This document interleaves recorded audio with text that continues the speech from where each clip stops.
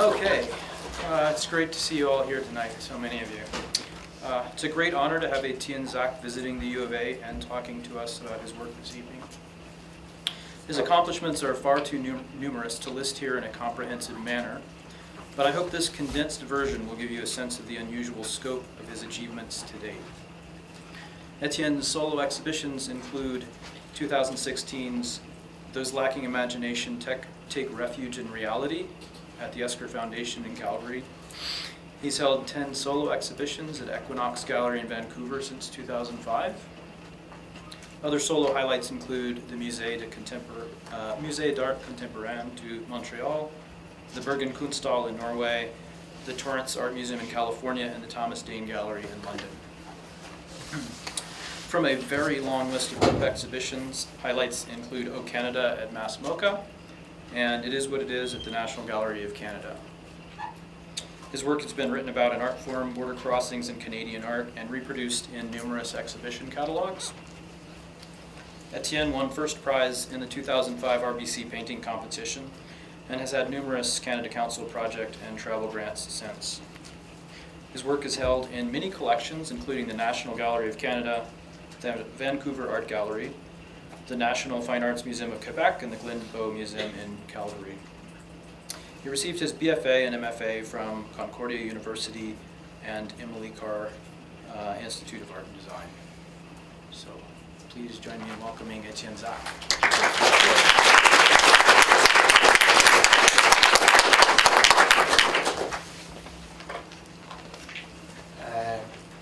Thank you, Jesse, for the introduction.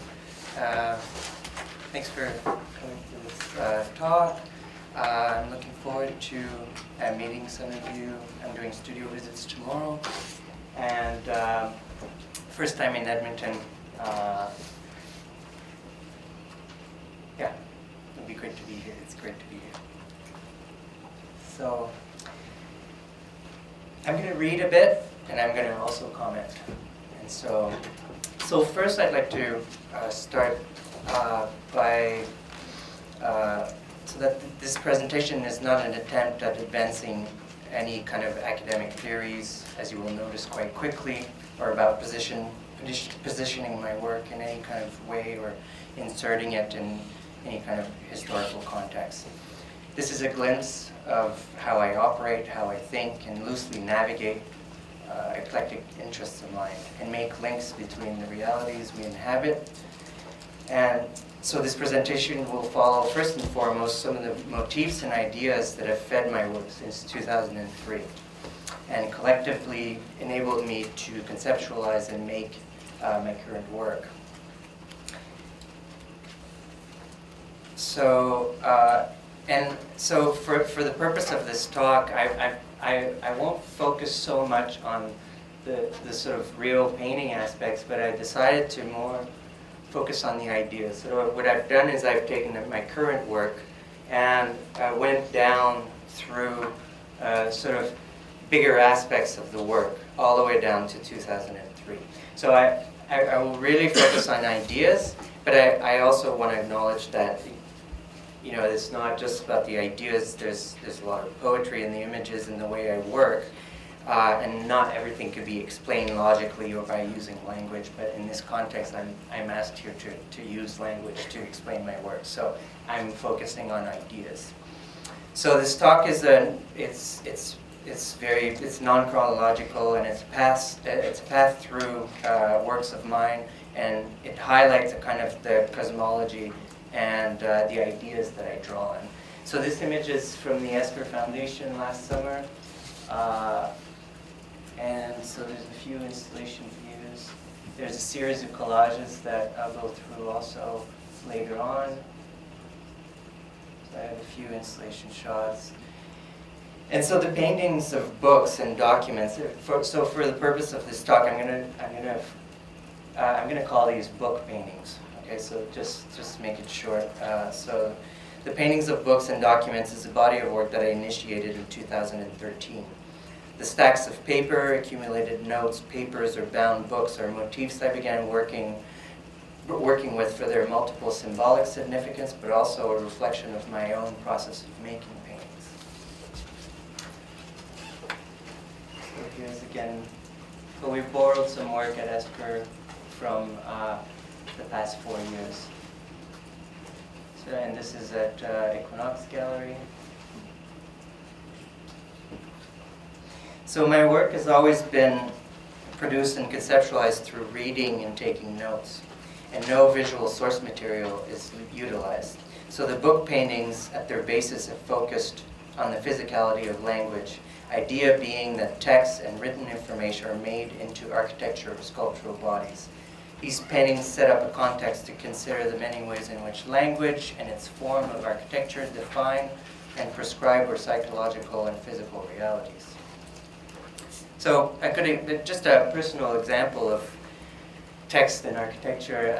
I've been living in Los Angeles for 6 years. I moved recently back to the Pacific Northwest, but it's a city that works around the car. It's a car culture.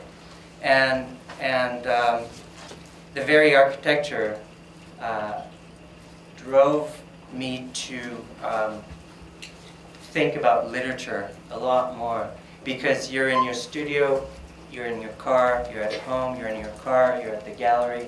And so the process of keeping your thought going, because of the architecture of the city, have very much kind of influence. And these book paintings come from this experience. I don't think these book paintings at least wouldn't have been what they are without the experience of living in an architecture in a city like that.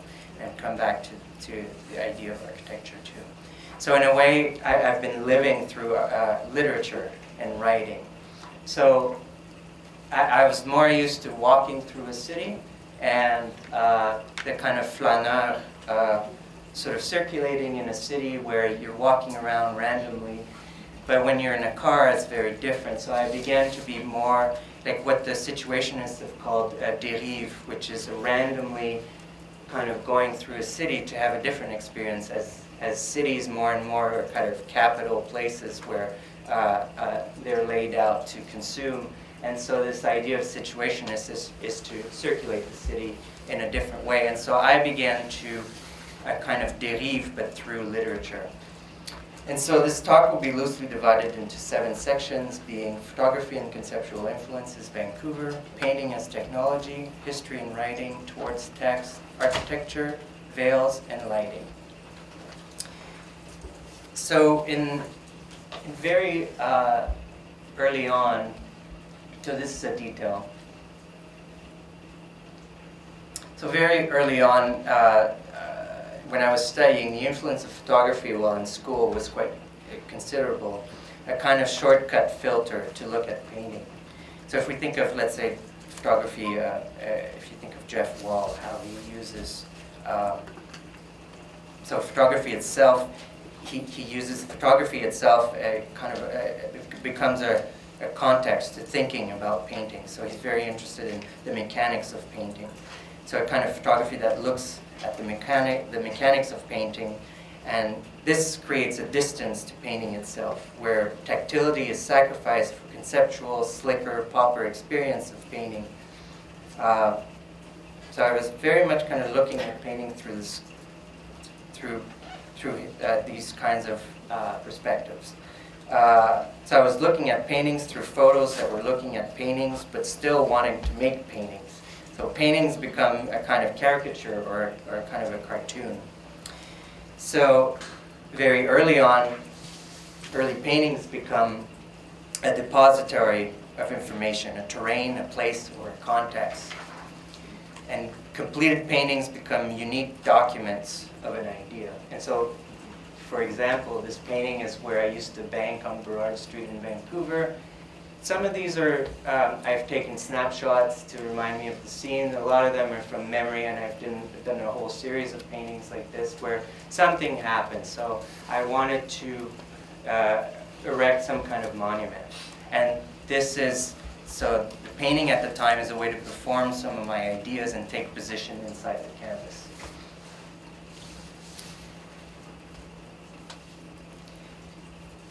So, painting as technology. So I'd like to emphasize here that for me, painting is a technology. It's an art. It's an historical conduit that continually adapts to our realities, and while simultaneously reminding us of other complex past reality. Painting is constantly working on us, changing us, a kind of prism to look through. So here's another example of an earlier painting, 2005, where I'm thinking about my own personal history through learning about art. And so at Concordia, I had a professor that was very much about sort of really interested, and he was quite a bit older, so he lived through abstract expressionism. So it was the time of the Iraq War, and I saw this picture on television, maybe on the computer, I can't remember, and it was a hostage taking where there's a banner that was erected, probably Al-Qaeda banner, and two people were sitting very well positioned for the camera to take the information you needed for that. And what I've done is I've sort of changed the roles where I take it's sort of, the background becomes, I perform this kind of banner flag a la Jackson Pollock, and kind of like, well, this is what we stand for kind of thing. And then there's these boxes that are left empty. Are they half full? Are they half empty? Should they be full? Should they be empty? And kind of they play a sort of maybe some kind of role in between the viewer and the artwork in the back. And so here's another one. So I've been quite interested in different aspects of judicial law, interested in law as a structure that organizes language, regulates and normalizes a relative certainty and repetition of human behaviors and reality. After all, the state is a violence-controlling device, and law as a human-made artifact, and law as an aesthetic. So any kind of law, a system of law, comes with an aesthetic. And so if you think of any kind of city, bylaws and laws become a kind of a current underneath to create an aesthetic. So what I've done with this painting, there's the gavel, there's the hammer, and right at the point of impact, a lot of painters mix paint on a piece of glass, and so it's right at the impact between material and law. And what I've done with this painting is up in the right corner, the paint is mixed right on the canvas on the depicted piece of glass, and so the whole painting is made using the painting itself. And there's also, if we think of technology again, but if we think of a kind of conduit with art historical references, maybe this painting adamantly is perhaps a painting about a kind of technocratic societies and about automation of our system. And I think living in the U.S., you really feel a lot the system kind of leaning on you more, a kind of bureaucracy where you find yourself in almost a Kafkaesque kind of situation between a kind of bureaucracy that's not always operating. And so, and they're not, translation from one painting to another, but more of a kind of forced psychological relationship between paintings. And so if we think about Caravaggio here, same kind of, and what interested me here, if we think of a kind of technocratic society with this painting here, and I was interested also in, we owe a kind of, oil painting is very much part of Christianity in terms of its history, and why has oil painting been so much part of conveying these messages, and firstly through Christianity? Well, it's a layering process of getting the skin to be as appear to be as alive, and the stories as alive as we can. And of course, when we think of the flesh, is also, we think about the body, sensual body, and sexuality also. And so a kind of a parallel. And then I always like this line, as opposed to this, it isn't necessary to imagine the world ending in fire or ice. There are other two possibilities. One is paperwork, the other is nostalgia. Like for example. So this is an exhibition at the Musée d'Art Contemporain. So a lot of these paintings, there was 21 paintings. Each painting at that time, before 2013, each painting has its kind of mini research. And so each painting is sort of brackets a certain amount of ideas, and it operates in a certain logic. So there's paintings like this one, the first one here on the right, about repetition, about printing, about the kind of process of reproducing. And repetition is something that I'm not going to go through in this talk, but it's something I've used a lot, and it's quite important. But anyways, so the middle one after that, about abstraction and the actual randomness of abstraction, is it possible to make an abstract painting? So there are these devices to make abstract painting. Again, the one on the left here about abstract work to post-war American painting. And I've done a whole series of paintings where it's about the male artist's post-war American painting. I used like the cigarette, the bottle of alcohol, and a kind of mechanized way of sort of thinking about performance and thinking about the mechanization, almost this Fordist kind of way of working where you're sort of almost like on an assembly line. And so what I've done is I had this 15-foot by 10-foot painting that I took all the mechanisms from all the painting and just shoved them in this hole, kind of like a memorial. And I've had them behaving in different ways inside that pit. And because I was thinking about an exhibition in a museum is sort of the end almost of ideas, where you kind of get a chance here and there to make museum shows, and then they sort of perhaps you claim a small territory or something like that, and then but then everything kind of goes away. And I wanted to sort of commemorate sort of these ideas, but really sort of complexify them. So here's the thing.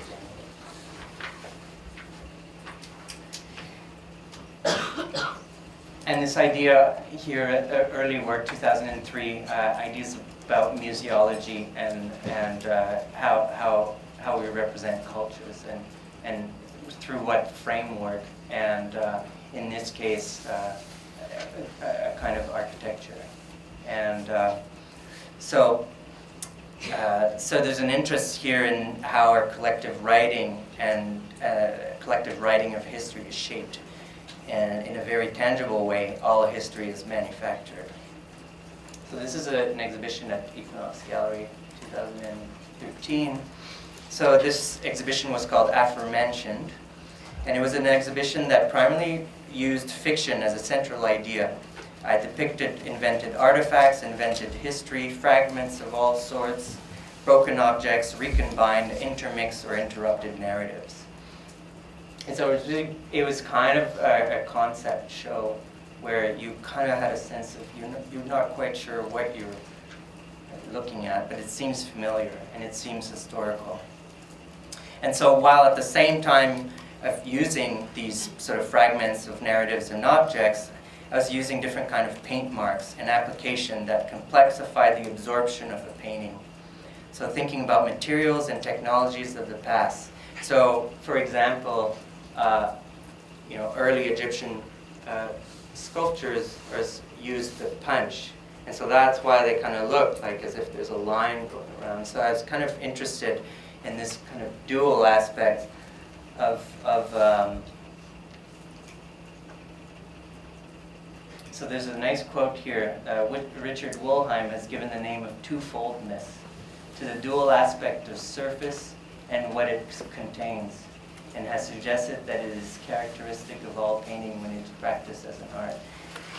So you always have the material and the meaning, and both are apparent simultaneously. And I found that kind of interesting thinking about this subject matter.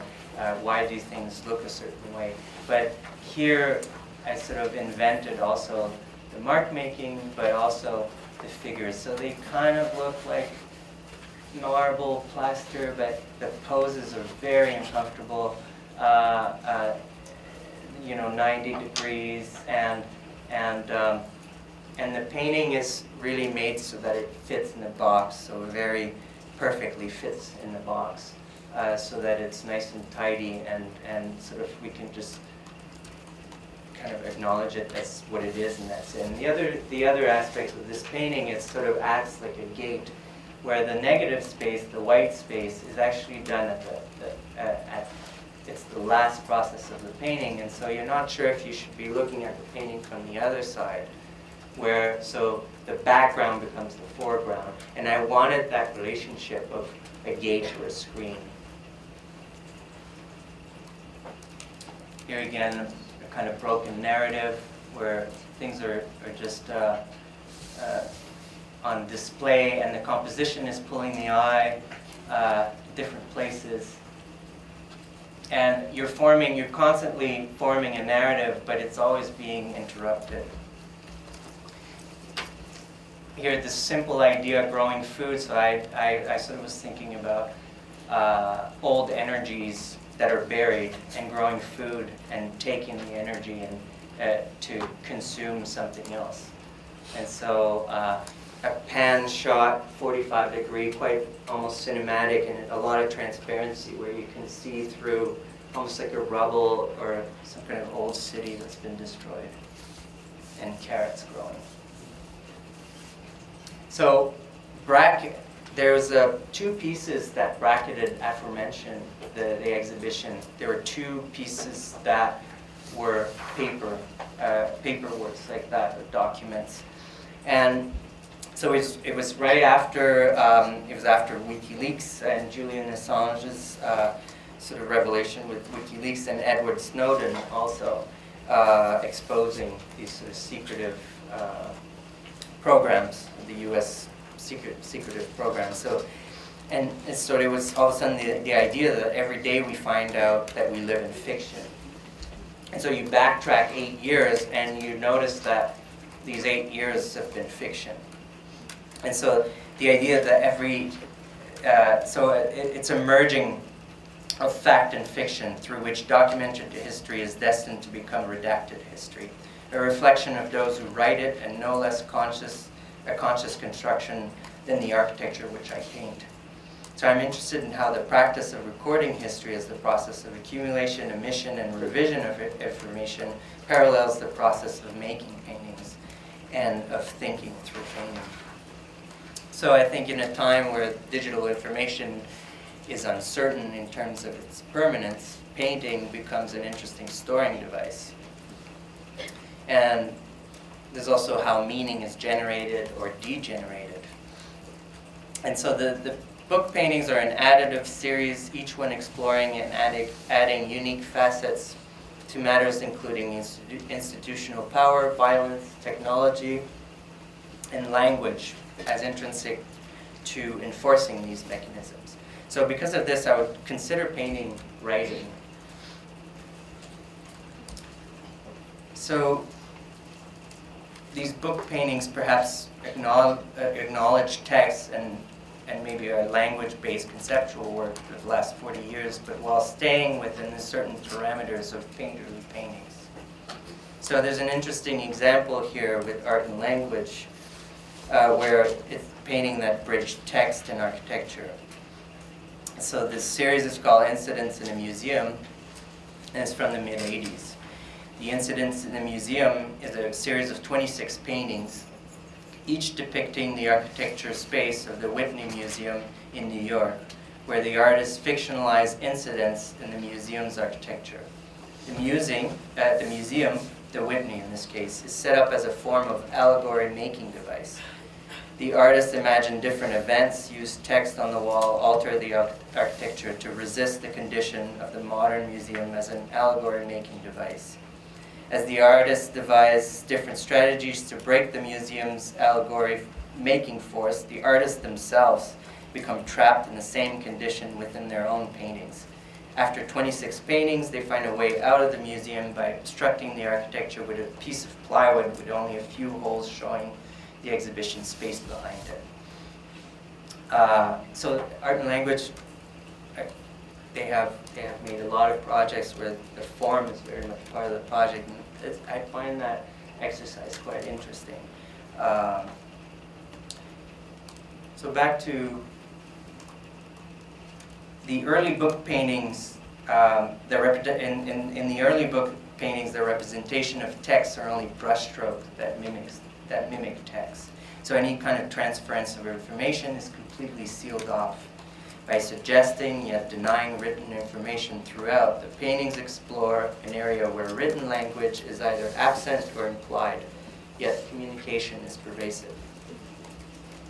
In the more recent work, I use text, poetic text, lists of words, lapses, and slippage of language affecting form and meaning. Some paintings use quotes quotes and notes from different authors that are collected and then intermixed with other collected quotes and notes from other authors.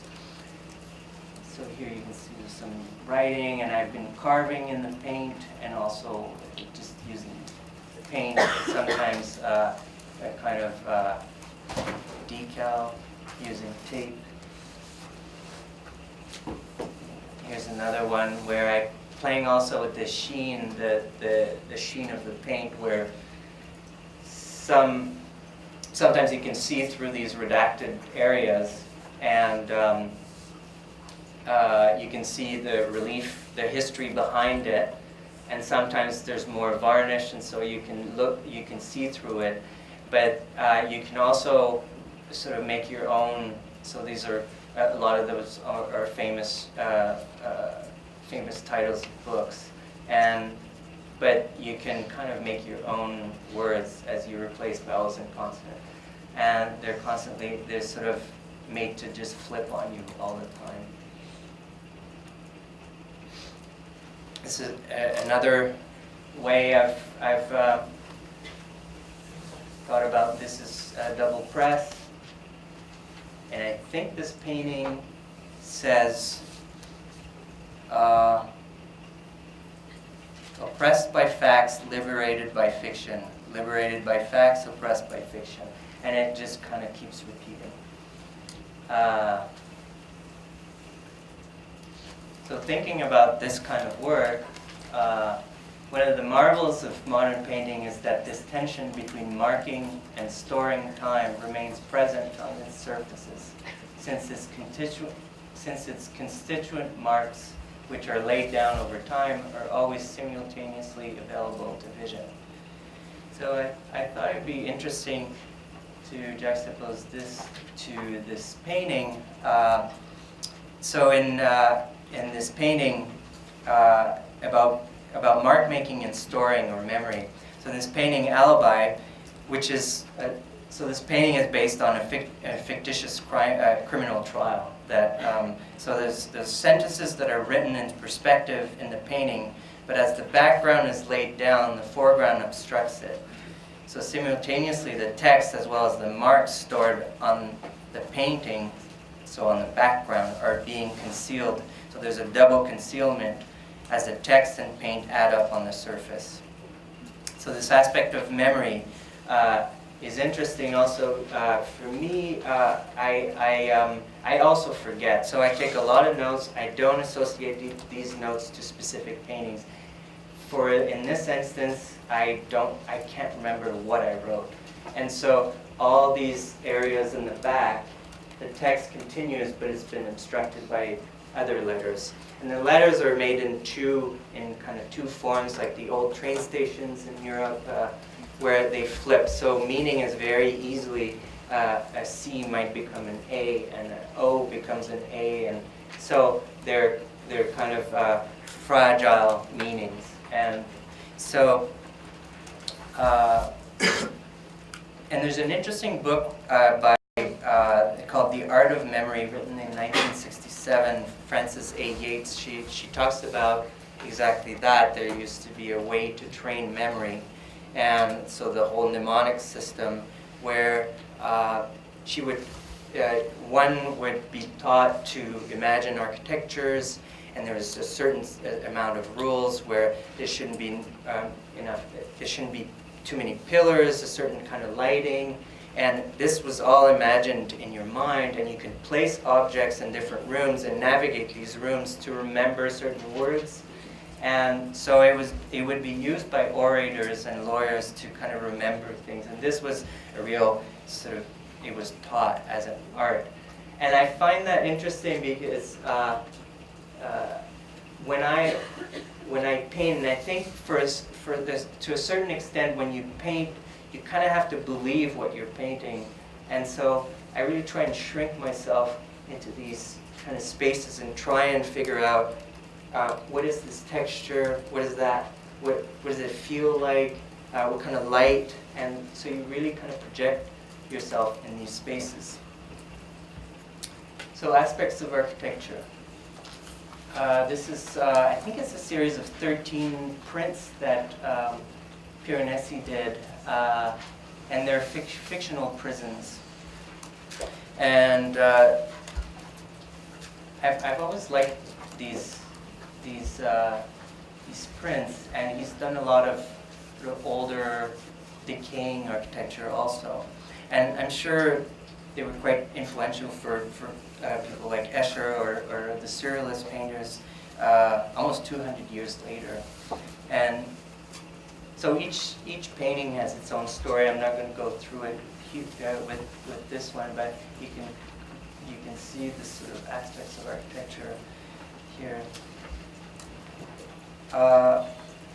And so I also made a series of paintings that were loosely, they were certainly on my mind. The idea of the Panopticon, where, so it relates to, Michel Foucault talks about Jeremy Bentham's Panopticon, and about, it's a kind of, Bentham is considered the sort of father of utilitarianism, and basically the idea is that, so in the late 18th century there's a big problem with crime and what to do with crime as the cities were growing. And so his idea, this was never built, this is not a real Panopticon architecture, but it was never built. There's been a few industries that sort of loosely based on the Panopticon and this kind of architecture. But what's interesting about the architecture is that it's about efficiency, and so one guard could guard everybody at the same time. But what ends up happening is, because the inmates don't see if they're being watched, they watch themselves because they could be watched. So the architecture contains its own psychology without any kind of other operation. So we self-govern, which is very close to also surveillance cameras, I think. So there's a lot. So the centrality in the work been something I've explored. And there's a series of about 5 or 6 paintings that are quite large that I made for the viewer to kind of stand in the middle and survey. And so there's always a space in the center.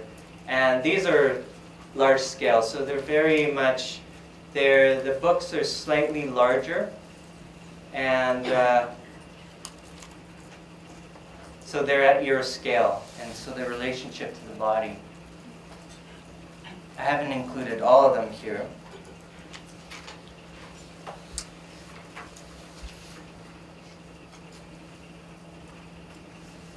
And I mean, these paintings are not necessarily about any kind of penal system, but they could be about a lot of things that are kind of wide open. They could be about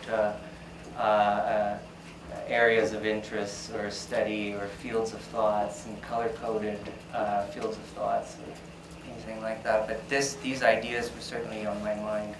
And as well as the idea of Walter Benjamin talks about in the Arcades project, the work of Haussmann in renovating the architectures and streets of 19th century Paris with a public work program that exerts command over population and prevents disorder, securing investment in the city, and also leaving very much an aesthetic legacy.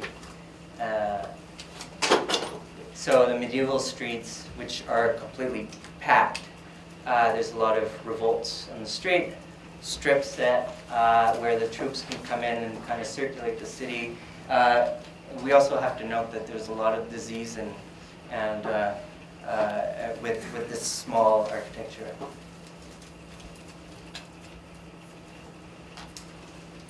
And that's Los Angeles, different kind of architecture, but based on individualism in the car and a kind of system, a fast system of communication, of trading, of a kind of capital. So, veils. I was initially interested in clearing a new space, so these paintings are from this year. So I wanted to clear a new space for myself in the paintings and to take agency in the book paintings. So pulling paint with a squeegee was the fastest way to clear a new space for myself. And after a studio visit with Amy Hustis, a painter friend of mine, she mentioned Alberti's veils. And so here's the detail. Again, using text and language in a different way also. So this is the Alberti's veil is a way to divide the painting, which is at the base. A lot of it's early Renaissance. The base of it is very important for Italian painting, and so there's a wood stretcher, wood structure, and you stretch a veil that's transparent, and there's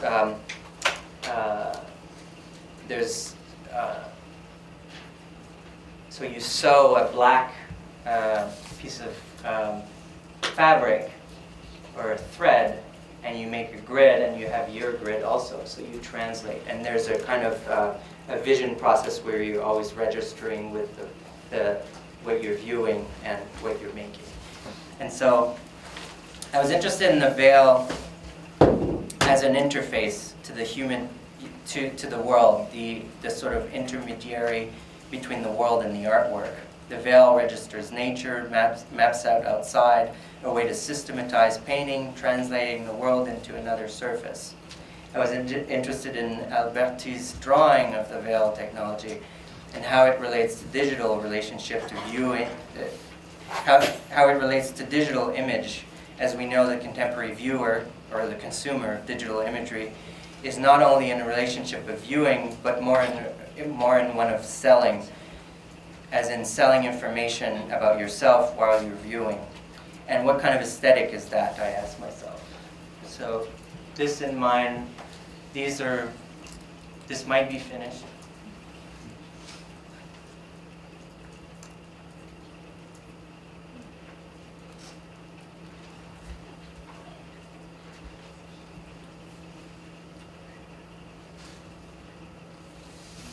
So as Isabel Gras points out, in the medium and the post-medium condition, the labor and lifetime work is stored in a painting, and in our post-Fordist condition, or cognitive capitalism or network capitalism, Gras thinks that painting is in an interesting position, as this new economy aims at our cognitive and affective capacities. Seen from this angle, it is the way we live that has become commodified. So if we think of Facebook, Instagram, Twitter, and so it's marketing of life events. So Gras writes, I believe that painting is particularly well positioned in such an economy since it gives the impression of being saturated with the life of its author. And there's a lot of relationship if you think of painting as an accumulation of time. I was recently meeting with physicists that are receiving new images from amazing telescopes. And these images are more about data than they are about the image. And I started to think about painting in that way, where there's all this information kind of trapped.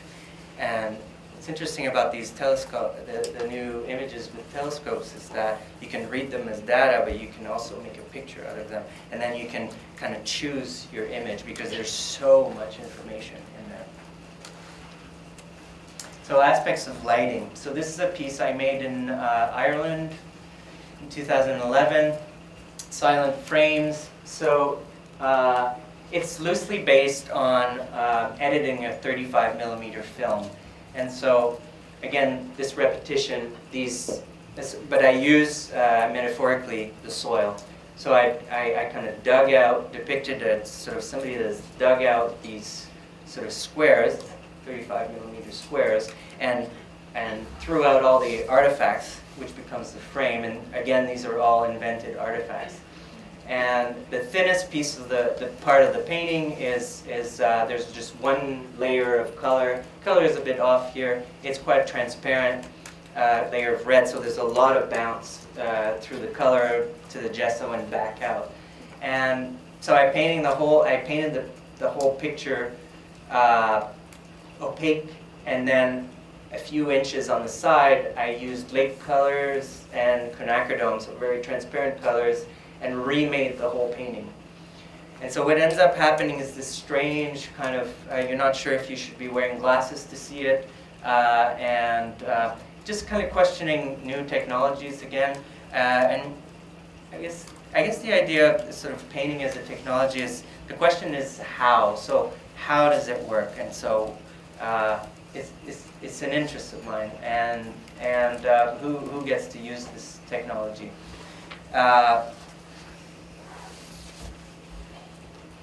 So lighting motifs. So this is at the Mass MoCA. This painting exhibited silent frames. There's another one too, and at the Glenbow.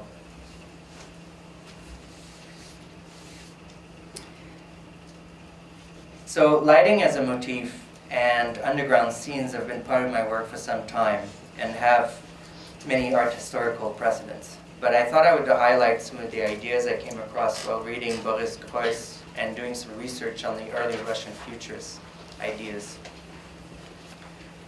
So this is an underground painting, 2012. I think these paintings were kind of really inspired by being at a residency at the Model Museum in Ireland. Ireland's it's an interesting place because as you kind of go out in the countryside, you might be faced with a 13th century, 14th century church that's just there, or some 3,000-year-old graves that are just there. It's very tactile because it's everywhere. And I think these paintings very much come from having this experience and thinking about the underground. So let's go back to lighting and underground. So I'm highlighting here a play titled Victory Over the Sun, written in 1913 by Alexei Krushenik. And the costumes and sets were made by Casimir Malevich. Malevich has a history with the early Russian futurist movement. So Elisitsky summarizes the play in an article published in 1923. The sun, as an expression of old world energy, is torn down from the heavens by modern man, who by virtue of his technological superiority creates his own energy source. So these early futurist ideas are later found in the utopian underground metro system built by Stalin. So Boris, so this is in the 30s. Stalin builds these metro systems that are incredibly decorated. So Boris Groys's essay, The Art of Totality, describes Stalin's metro as a man-made underground architecture, easy to monitor and control its entrances and exits. So it's totalitarian in itself. So emblematic of a new Soviet society, the metro was thought to break with history and conquer the past. The metro becomes an allegory device. As the population rushes through the hallways, the artwork embody an historical journey of a new society, a space outside of history. So the underground was meant as a place where the sun, who gave shape to the topology of our world, is replaced by the artificial light, an electric utopian light, one that could generate a new world an eternal civilization forever reborn, independent from the natural forces. So I see here kind of a parallel. It strikes me as with our digital world as it's also sheltered and partly underground with fiber optics communication that also uses light and send information. We use artificial logic, systems, architectures, and independent energy sources to control data, protect, and standardize the flow of information and content, having direct impact on the realities. So in these paintings, there's the wires become they sort of become the brain part of the painting, and so they're kind of the nervous system of the painting. They're kind of calligraphic, and they're made sort of freehand, and I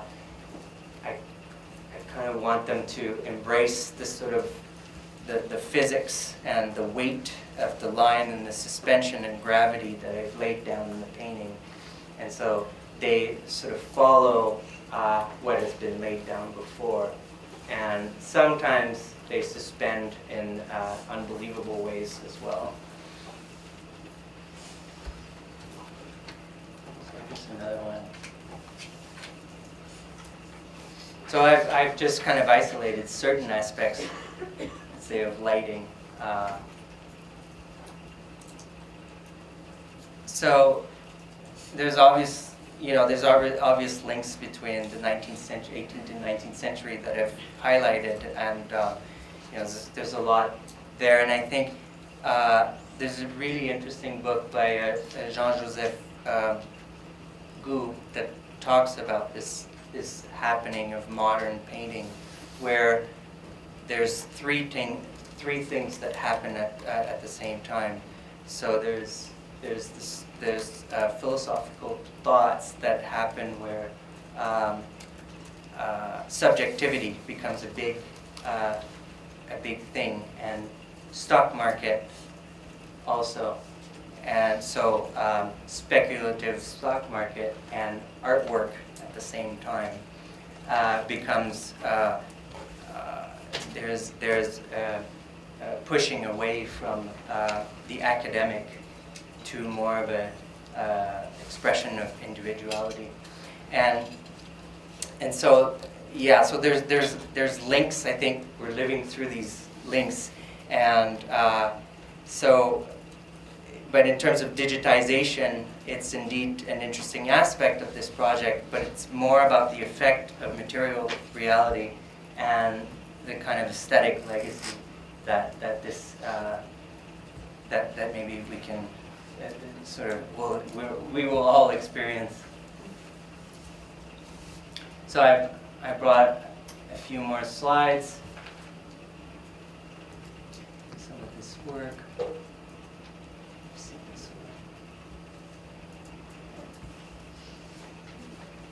And I'm going to come back to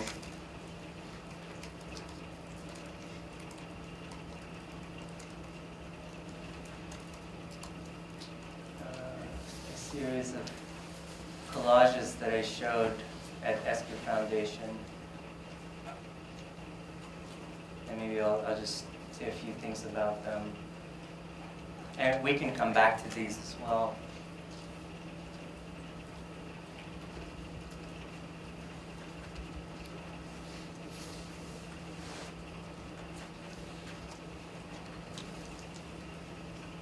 Fairly newer. It was left aside for a while. I think it's finished.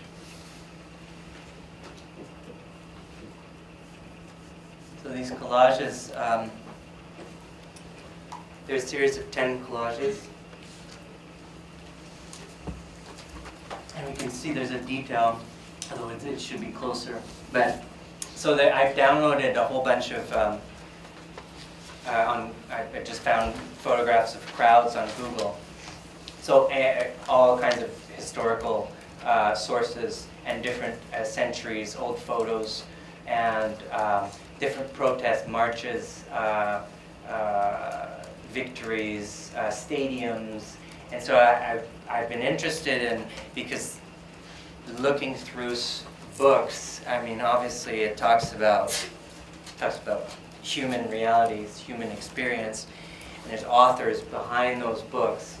And I was interested in representing people, but how do I do this? And I thought, you know, I've always been fascinated by crowds, and so everybody coming for the same cause, or relatively the same cause, and yet everybody kind of thinking their own thoughts.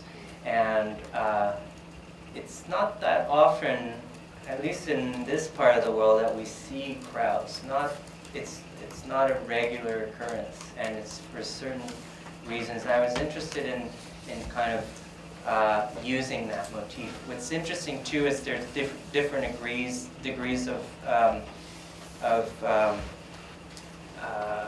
sharpness to the image, and a lot of them you can identify every single face. So it was a very strange experience to work through these collages where I had rolls and rolls of people in my studio that I was cutting up. I mean, these are about 22 by 30, and they're very small cuttings that I've placed together. And the project started first with cutting up old books on the Second World War. So they're old photos, old printed photos. And it's kind of a way to, these books were put it in the trash, and it was kind of a way to save them in a way. And I've done quite a few collages where I save things. Like these ones. This is a book I've been lugging around in different storage spaces for I don't know, 9 years or something.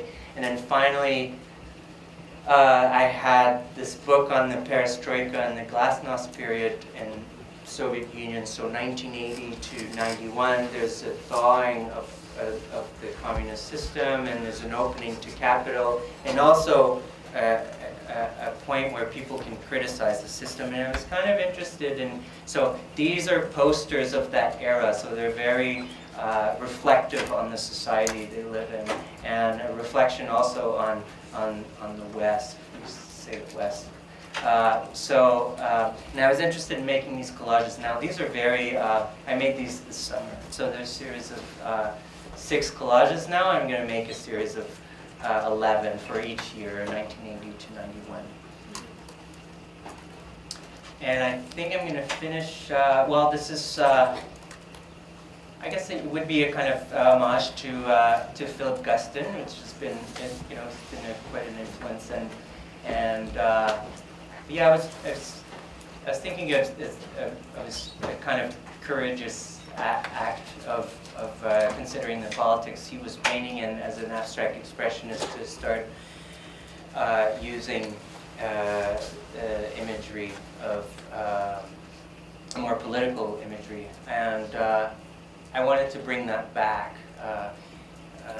It's interesting to bring things back to now sometimes, and I made these 2 paintings. I might make more. I'm not sure, but they're loosely based on that. And I'm going to finish with a quote of his. So when you're in the studio painting, there are lots of people in there with you. Your teachers, friends, painters from history, critics, and one by one, if you're really painting, they walk out. And if you're really painting, you walk out. So, thank you.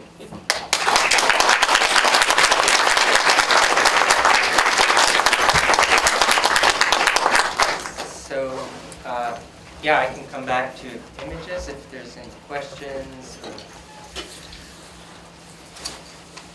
maybe technical things. I mean, I know I didn't focus a lot on, I don't know, application of paint or anything like that.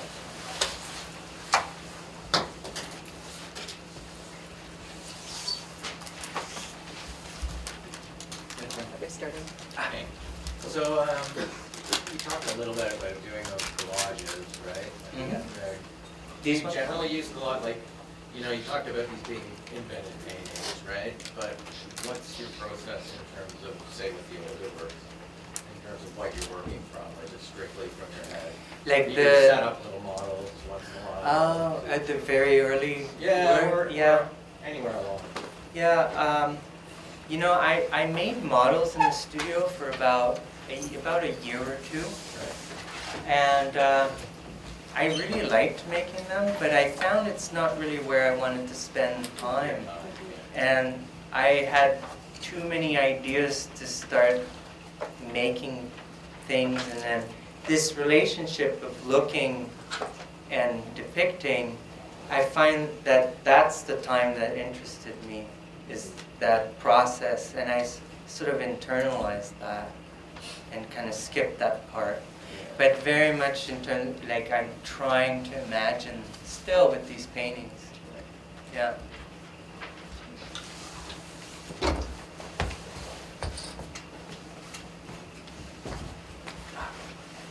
Earlier you mentioned the influence of photography as a shortcut in the way of thinking about painting.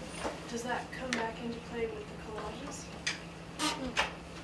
Yeah, it's interesting. I mean, yeah, I made some attempts at painting faces, and I think it was very time consuming, and also I wanted a kind of pattern, and again, that's the shortcut. And I also wanted to connect it maybe in a real way to existing photos and a context, and mix these real contexts that are located in certain histories in all together. So I wanted to remove myself and use somebody else's images and from a different time.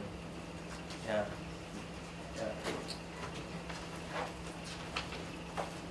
When you talked a bit about the history concept of re-examining it and using words in your earlier works, where you kind of painted in language but kind of obscured it, did you find while you were doing that, you saw a book, a cover of a book that became that object that you painted?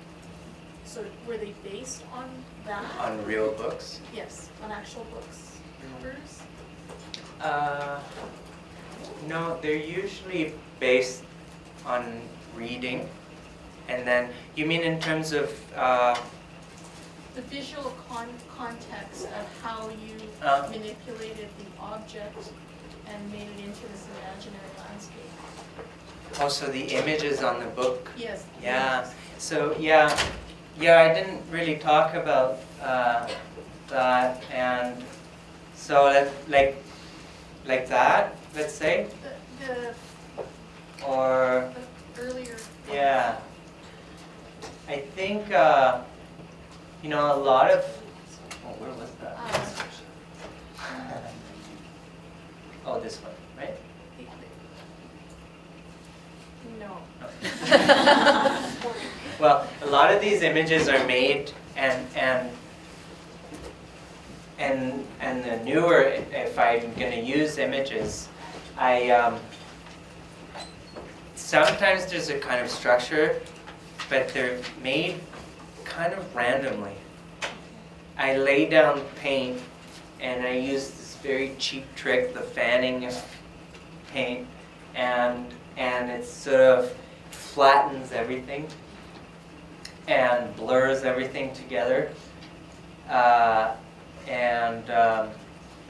what's interesting is sometimes, for some reason, certain paintings, I'm going to have to go back again, certain paintings become, strangely enough, like this painting, what ends up happening is a lot of images become almost depicting the human body. And I think it's the layout, and I'm not sure if maybe it's some kind of text, informative text, the way that the text is laid and considering where the image is placed. And so you find a lot of kind of almost body parts or cellular formation, but they're randomly made. And I don't know, it's just something that happened, that it's sort of an extra layer that adds on to the work. Does that kind of answer? How long would one of these, Sorry? how long would one of these paintings take you? Yeah, it depends. I mean, some works are, it really varies. I can say that I usually work on at least 5 paintings at a time. This is fairly large. I mean, 112, what's that, like 8-9 feet? And this particular painting took a long time. I think the thing about these paintings is that they seem to be done all the time, but I really had to really address every single corner for them to really function properly. And it's very time consuming, and they're done in very thin layers so that there's a lot of bounce. And the subtleties, once you get into the dark areas, this is a pretty accurate picture, but it goes a lot darker than this. The subtleties, the small subtleties, really important to get to still get three dimension, and also a kind of texture. So, yeah, a month and a half, 2 months. I don't. Yeah. You mentioned at the beginning of the presentation 7 conceptual categories that pretty much divided your art. Could you repeat them? Oh, yeah. Photography and conceptual influences, in bracket Vancouver. Painting as a technology. History and writing. Towards text. Architecture. Veils and lighting.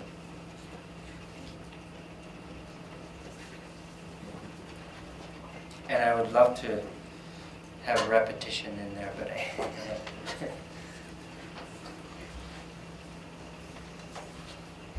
Yeah, the idea about memory palaces, like constructing a space Mhm. that you move through with like mnemonic imagery that triggers ideas. And do you ever, I mean, these seem so incredibly imagined. Like I'm trying to imagine how someone could conceive of these spaces that you're coming up with. Do you have to work in conjunction with some sort of constructed architecture? Like, I mean, this is a bit like the question that Paul asked about Yeah. sources and thinking about lighting. Well, like the series of 5 paintings based on the Panopticon. So it was, I mean, it's very loosely based, but so that was this sort of at least a square or a circular kind of area. But what I usually do when I started painting is I have a pretty good idea of the kind of architecture I want, but then I kind of let go. The structure is somewhat I think I know, and then it kind of changes also. Yeah, but I have a good image of certain structure. So you'll notice like there's some boxes, right, containing. So some paintings are kind of have a, like this one, right? They have a kind of box. So that's pretty simple. Like but then we're placing, and then subject matter becomes. So what's inside the box, what's outside. So there's all these considerations after that. But yeah, I would have a kind of a good idea of the structure, at least the bones composition. Just to follow up then, how important is drawing to the generation of these? Yeah, I haven't, I've made drawings of these, but pretty much mainly afterwards. And some of the drawings are quite different from the paintings. But there's certain things I'm beginning to draw because it's best way to remember things. So I used to really not draw, and more I think I draw, and I'm this collage thing from last year has been new for me, and I'm finding that I'm using collage to test things out more and more. I have a very traditional way of working, maybe more and more. Maybe, for now, yeah.